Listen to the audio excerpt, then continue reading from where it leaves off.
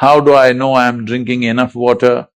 If you're not taking any medication or anything, if you're drinking enough water, your urination will look like water, no other coloring. If it is not coming like that, that means you're not drinking enough water. Everybody's carrying a bottle and sipping continuously because the marketing machines have done this to them. Excessive consumption of water, especially if it's done in small sips, will lead to swelling of the brain. If you don't feel thirsty, if you don't drink water, nothing is going to happen, you're going to be fine. It's only in America, in cold climate, everybody's carrying a bottle and sipping continuously because the marketing machines have done this to them that they must drink lots of water. Excessive consumption of water, especially if it's done in small sips, body absorbs. When it absorbs, the sodium levels, which are very delicately balanced, will drop. The rest of the body also is affected but may not be so noticeable, but in the brain, sodium levels dropping will lead to swelling of the brain. This does not mean your brain is growing. It means… swelling means it's a kind of sickness, okay? Not expansion of the brain, it's swelling up because of lack of sodium content. So because there's not enough sodium, more water goes into the brain, trying to supply the required sodium to keep the balance. So more water in your brain means you will slosh.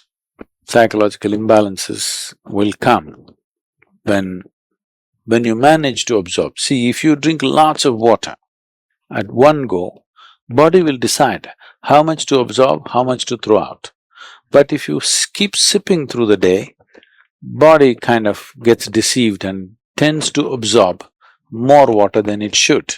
According to Sadhguru, you need to take sufficient care of the water that you consume, not just in terms of its physical purity, it being bacteria-free and so on, but in terms of how you keep the water and how you approach it. There is a substantial scientific evidence today that a thought, an emotion, a touch can change the molecular structure of water without changing its chemical composition and greatly alter the way water behaves within your system. The same H2O can become poison or elixir of life depending upon the memory it carries. Life can become a horror if certain things do not function properly, and taking care of water is an important aspect of that. If you keep water in copper vessel overnight or about 6 hours, then drink it, you will see that the water will feel very different, and various small ailments that people have can be just healed simply by keeping the water in an appropriate space. But let's say right now you drink 2 liters of water, all of it is not going to go into the system. What is needed, it'll take, rest of it will be shunted out. So, not consuming water and being out there is very much a possibility. Nobody need to drink water simply because you think it's a good thing to do.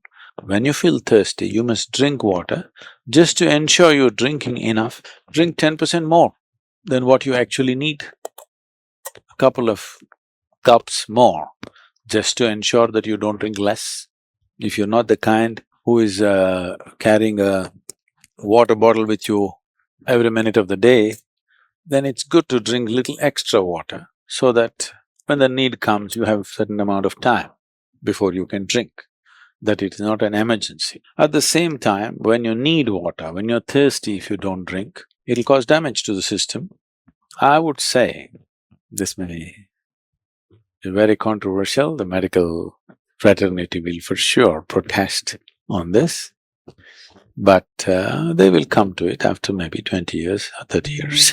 I would say if everybody consumes good water in sufficient quantity, 50% of the heart attacks in the world would come down. The damage to the heart is immense when the water that is needed is not there in the system. But when I say water, it is not just about drinking liquid water, you must eat high water content foods. If you eat a fruit, it's nearly 90% water. Vegetables and other things are over 70% water. Minimum 70% water content must be there in the food that you eat. To receive free tips on food, health, diet, lifestyle, and Sadhguru's upcoming programs, you can join us on WhatsApp, Signal and Telegram, or follow us on Instagram and Facebook by clicking on the link below.